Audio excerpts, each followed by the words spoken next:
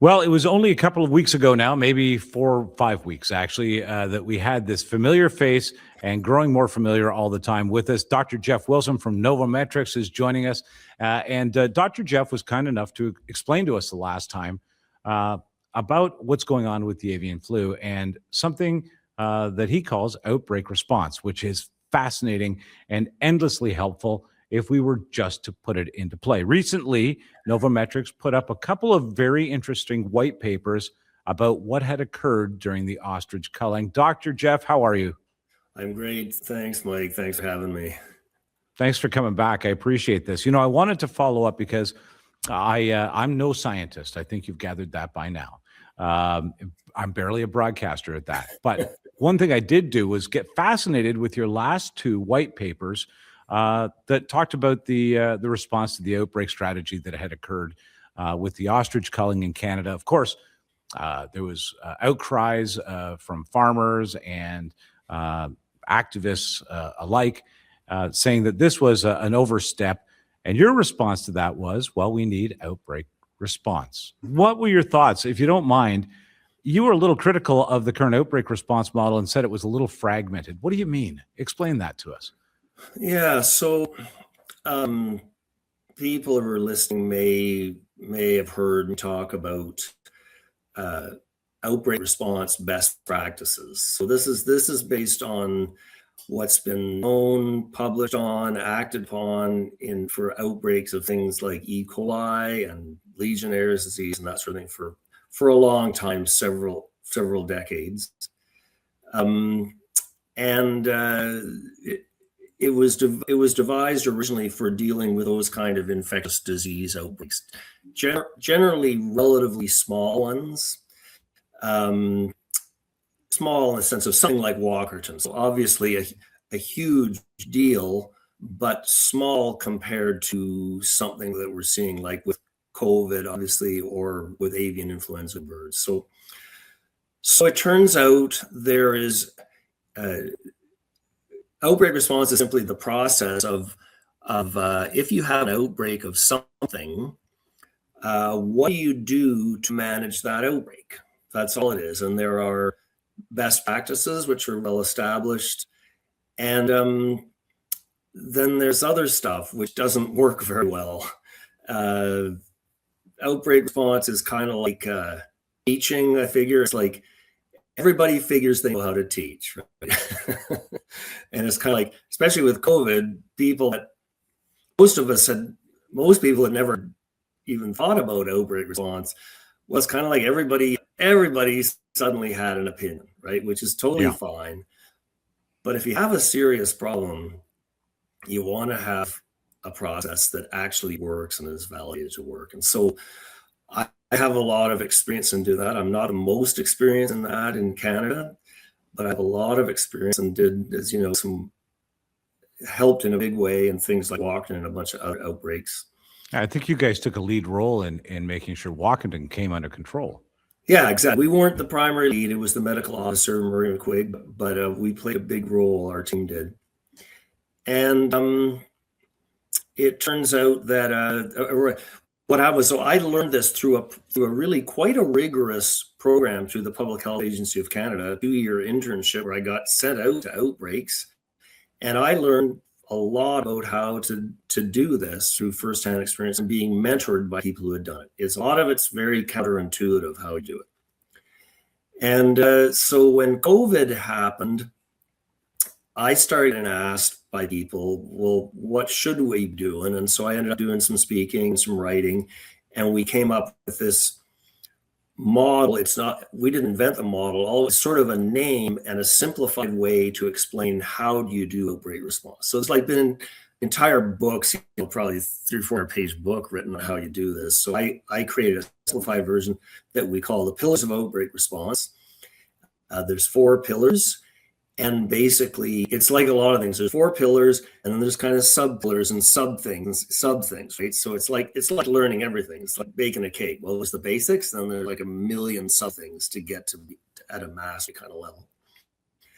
And so we did that, and it really started to resonate with people. And It works in any outbreak situation, and in this avian influenza stuff, we just started talking about it amongst ourselves and amongst people, and then we started implementing it. So this is kind of a long answer to your question, but well, no, in a sense, it's a great setup, because what you just told me was, okay, we have a system, we have a response method, there are a set of procedures underneath each of the pillars. We've established the pillars. So now you take a look at how things were handled in this most recent outbreak, and it makes me say, okay, so where did it fall apart? So I would say, so with the ostrich outbreak, you mean that one? Yeah. Yeah. So basically, there was at Universal Ostrich Farm, there was an outbreak of something. There was a year or so earlier, there was a bunch of ostriches died of something, and that kind of set off the interest in an outbreak response, and but right from the get-go, I would say all four pillars, which are kind of interrelated when you hear about them, none of them, it got off on the wrong foot, and none of them were done properly. And so they all ended up bringing the whole thing down. So to start with, what are the four pillars? Tell me those. So the four pillars are: number one, build the right leadership team, build a proper leadership team. Number two is collect the right data and information. It's unbelievably obvious, and you kind of go, you have to kind of see how it plays out and why it's so important and why it works and why it doesn't work. It's not being done. The third one is, then once you start getting information like what is likely causing this outbreak through things like proper testing, then you can start thinking about interventions. So interventions are things you do to stop the outbreak. So those can range from anything from do nothing, which was probably the right thing in this situation, to kill everything at the other extreme, which is probably not the right thing to do. So what you do is you come up with interventions with the right leadership team that has people who actually have experience with actually running outbreak response, and who have information from a wide variety of different sources. So people like Steve Pellick, who has an incredible understanding of immunology. It's really important to get those kind of people involved in the leadership team. People like me who've actually done outbreak response, not just stamping out, but actual outbreaks. Getting those kind of people involved is extremely important. And building a transparent leadership team where you're sharing information and talking like we're talking now, right? With people from outside of the core, in this case from CFIA. Because if you just start with the core of CFIA, you're talking about a bunch of, generally nice people, for the most part, as nice as anybody else, well-meaning, some of them with some skills, but they don't have all the skills, and they're not independent, and they have tremendous pressure on them to come up with answers that are aligned with stamping out, and they don't know how to do stuff other than stamping out. So they don't know how to select a proper leadership team, or they are inhibited in doing so, or they don't know how to collect the right data, like actually testing the ostriches. So if you don't have the right leadership team, everything goes off kilter. You get people saying, let's not test the ostriches. Let's just kill them all, right? And then the final one is proper communication. So with respect to the public, telling the public what's actually going on. Well, that was one of the points I had, like between data and communication. Building the right team seems to lend itself nicely to transparency. Transparency lends itself to solutions, I think. That's it. It's really what it is so anyone who's worked, in a corporate role or senior government role, anybody who's studied leadership, this is just straight leadership 101. Building a leadership team is straight. Get the right people, set the tone, set the objective. The objective is we're going to actually solve this thing properly with the least amount of unintended consequences. We're going to get the right people who know what they're doing. We're going to build an environment of trust so we can share information. We're going to build a team, a leadership team that includes people from the outside. And when you do that, the probability of resolving the thing goes way, way up, because pretty soon you start collecting the right data, like getting the right testing. Then you do the interventions based on what the data says, not based on some other thing, which could be what you always did before, or what you think the minister wants you to do, or whatever, right? So hopefully Be that's honest helpful. with you, Jeff. That's going to take too long, and we should probably just kill the ostriches. Actually, Well, now I think the human yeah. response to outbreak Yeah. response is we have an outbreak. I mean, I don't know. I think part of what makes professionals like yourself the obvious leads in these scenarios is you don't get into a panic.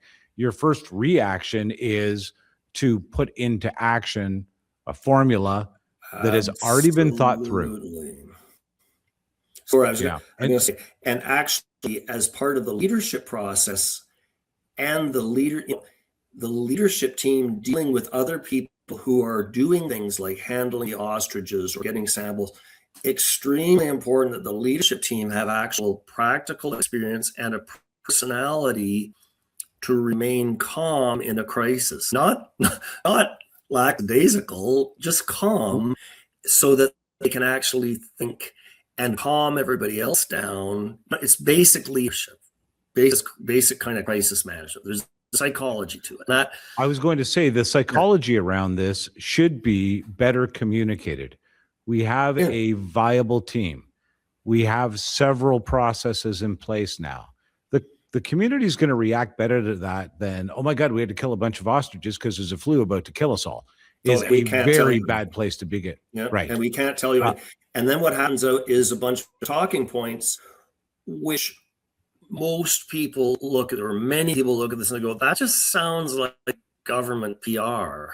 Yeah. And then the trust level just goes, and then it just escalates into, escalates down to a worse and worse response.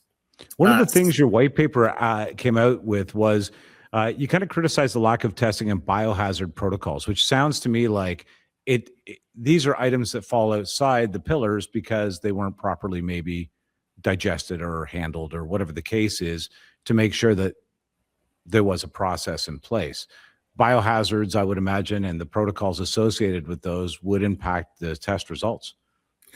Yeah, and so the biohazard management is kind of it's a subset of the leadership of the data and the response and the communication, right? And so it's an important part of it. You want to make sure that the possibility of other people or animals getting infected is reduced, right? Yeah. And it's really important. What happened with it in a more rational approach, which we've been put forward, and we're not alone, the biohazard would have been dealt with largely by saying, okay, it looks based on the data with a proper leadership team that is calm and informed and unbiased and knowledgeable, they likely would say that this thing is, they probably aren't shedding avian influenza. Let's test them. Yeah. It probably would have come back negative, so it would have calmed things down more. And then people would have said, okay, let's put on a few more layers of quarantine and biohazard control without panicking or just, doing things that are necessary. And that's how the biohazard piece would have managed. What happened with this one is the leadership team never got onto that they probably weren't infected, or that we should just accept that they're not infected. We should not test because it might show that they're not infected, and then we should kill all these ostriches and then we have to get rid of them somewhere in secret. So we need to transport them somewhere where we can dispose of them. And No, the and then whole thing reads like a mishap, and that's it's I just think gong show. Totally. Well, this is why I think these papers are important, and I'll make sure that there's a link to them in here so that Sure, Canadians can read your response to this, because the response that you put out there was really, I think, what the average person wants to hear. Okay, we have a policy, we have a process. The human health risk becomes reduced immediately because we're going through these protocols. Biohazard isn't a problem. The other thing is the communication face on this thing was so bad, as you point out. We're killing ostriches and hiding them is not a good place to begin an outbreak response. The public becomes suspicious. There's outcries about the cruelty to animals. The farmers have lost, so much money in the process, and their livelihoods put in jeopardy.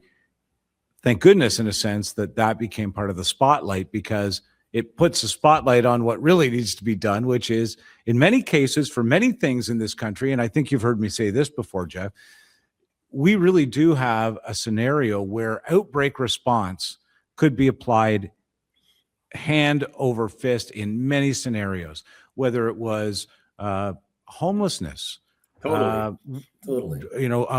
serious drug use on the streets, mental health issues. So many of these major issues that we have could have these four pillars with the right team at the top having a look down. What is the message we could take to the government that says you really have to build outbreak response into your planning for safety, governance, and moving the country forward in all of these categories? Well, I think it would probably be something like, look, if I was in your shoes and I was like a mayor or a provincial person involved in homelessness or whatever, we've got some serious problems, right? And never mind that they're hurting people. You, Mr.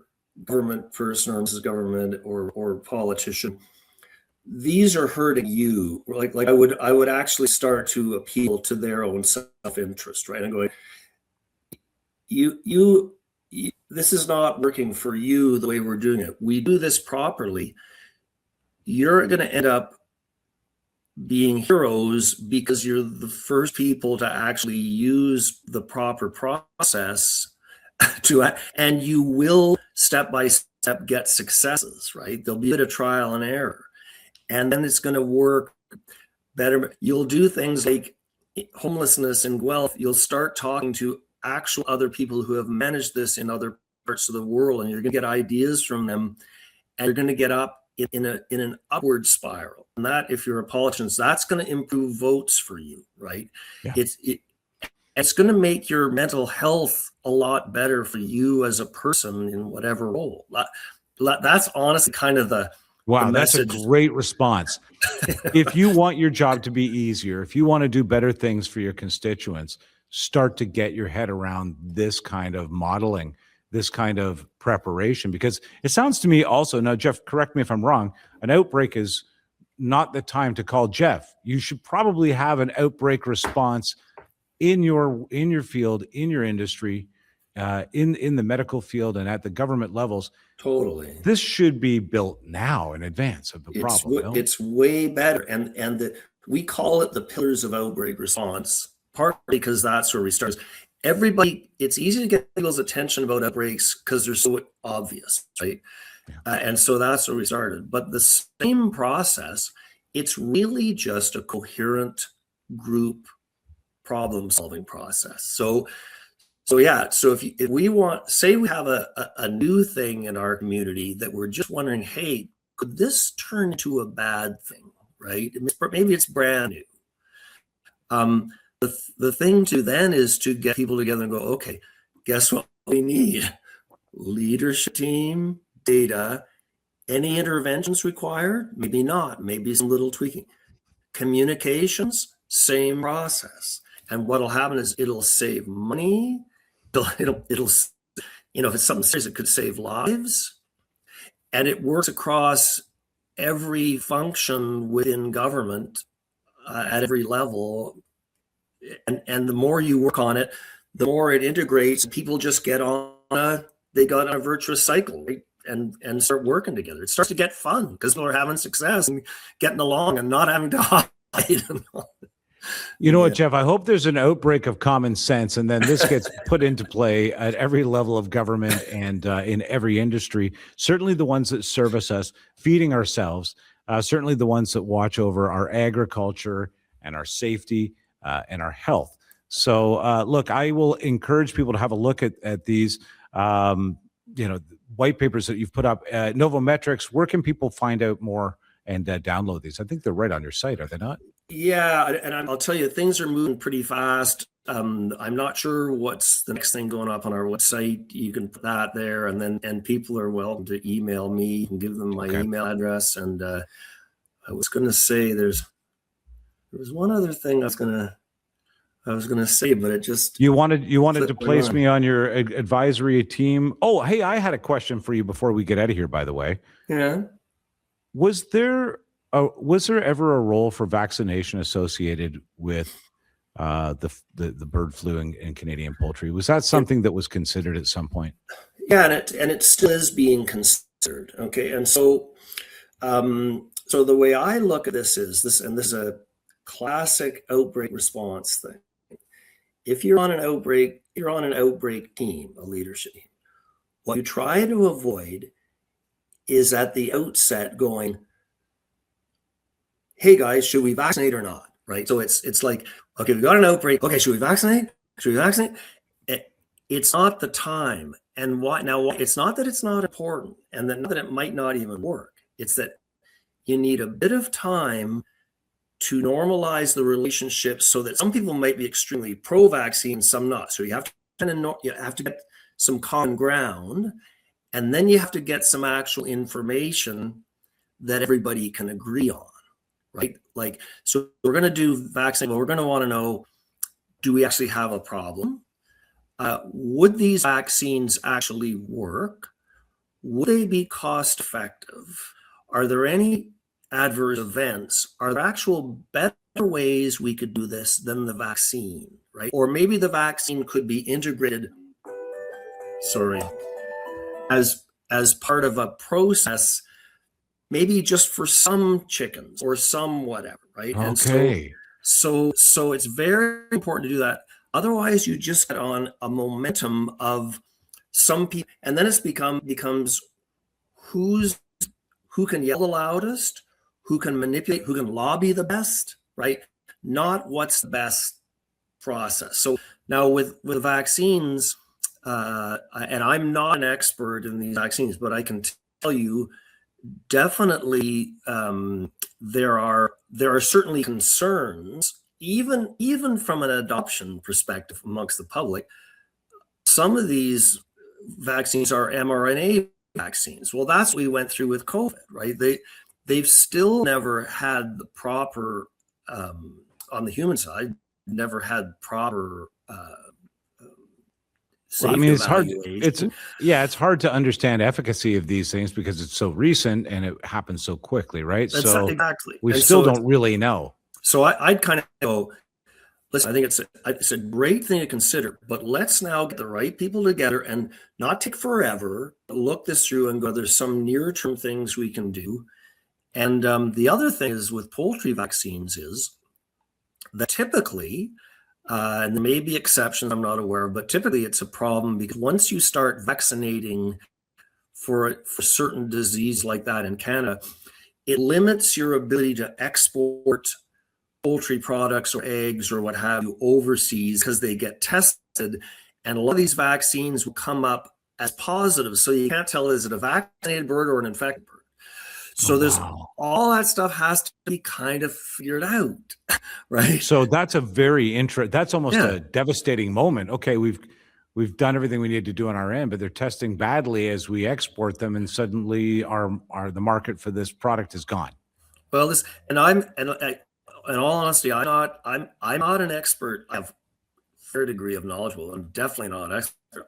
I'm the guy who has the expertise in saying, okay, these the different people we have to have around the table on the leadership team or as advisors to the leadership team so we can make an intelligent decision and not go off a cliff.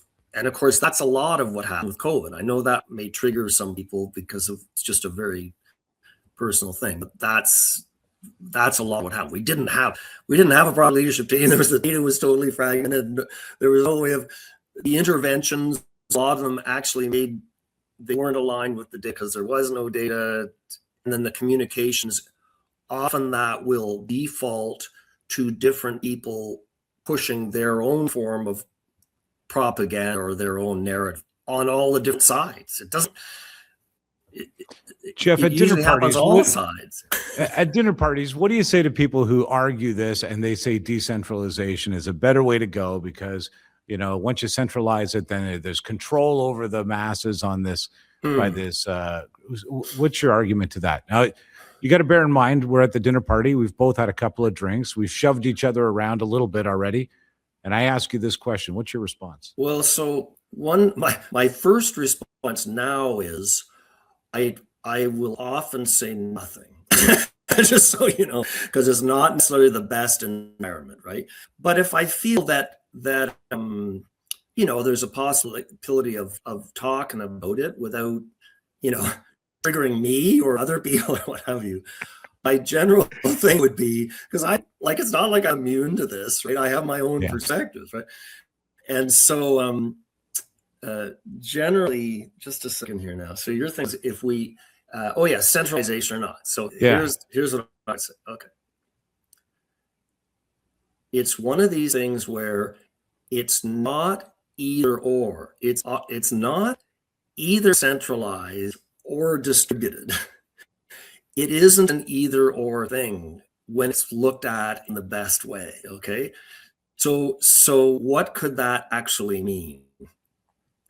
What we're proposing is we need to bring together the distributed network of interested people across Canada to be part of the solution and be involved in adoption. So that means doctors, chicken farmers, homemakers, what have you. They have to be part of the thing. That's a question of a distributed network. Left to its own, it can become utterly chaotic because there's no decision-making process. So then what you need to do is have a centralized process that everybody can see and can buy into and draws a leadership from amongst the different constituencies from people who are trustworthy and want to make a difference. You bring that together and then they can manage the issue with continual communication to the public and experts. It's not either or. Dr. Jeff, I don't know if you realized you were a diplomat. That was very nicely handled, but it makes sense. But it's actually true. Sorry, go ahead. It makes perfect sense that that's the truth. I mean, yes. I mean, these are the experts that you want at the top of in pillar number one. You want the right people in the industry with the right knowledge and connectivity to other people with knowledge on that same thing. By the way, I will never challenge you on this at a dinner party. I promise. Well, and I tried it pretty much now. People, we're pretty well resigned. A lot of us, most people in the world are kind of like, certain things. We're not going to talk politics. We're not going to talk over. We're not talking outbreak response. Honey, I don't want you bringing up outbreak response with the dinner guest tonight. But there is a way to do it, right? I would say this thing about either or. See, I wrote a book on belief systems years ago because I was trying to sort out how to deal with all this stuff, so I didn't go crazy. So there's lots of things which are not either or. So I remember I had a friend one time, and it was my husband's moving to Ottawa from Guelph, and I have to decide either will I change my job and give up my job here and move there, or will I stay and then not only see my husband on weekends? See, that thing which is not nicely amenable to either or, it'll tie you in knots. Much better is a integrated thing where you go, the creative thing. Well, what if you had the same job and you could telework and then you were able to have best of both worlds, right? It's actually just creative problems. And that's a huge chunk of what outbreak response is about. Are we going to use vaccines or not? Well, maybe we'll get started, and maybe there's a place where we could use them, or maybe there's something better than vaccine. Maybe they're the best possible thing if you have the. If that makes sense. If you have a policy and a procedure of discussion that actually leads to look, we're all headed to the same solution, but we have to do it methodically. We have to do it with as much knowledge as we can. Yeah. Listen, this is, I'll make sure that your email is connected, and we'll connect everybody in the description to these white papers. Dr. Jeff, this is not the last time I'll bug you in this new year. Happy New Year. Thanks so much for joining us. Not at all. And again, just people, I know that I kind of laugh about this stuff. Obviously, it's not. So I take it very seriously. It's just, it's not that I'm nervous about talking about it. I just find intuitively it's helpful to kind of not get angry about it and not get one-sided, and a little bit of silly humor, as long as it's respectful, to me helps me if nobody else. So I just find people, it's not that I don't take it seriously. Look, I got to tell you, if I took everything we did every day here seriously, I would not come in the morning. Most of this stuff is discussion, and I love having them with you because it's a calming effect. You realize pretty quickly that common sense is what needs to reign over in these scenarios, and that there's a methodology we can use. By the way, and I say this often, to be critical of what's happened before is making it better the next time. Today's wardrobe, seeing it in the camera right now, is a good example of that. I promise you won't see this combination again. Jeff, thank you so much. I'm going to encourage people to reach out and get this info from Novometrics. And if you don't mind, we'll catch up again shortly. I would love to. Thanks. Appreciate it. Thank you.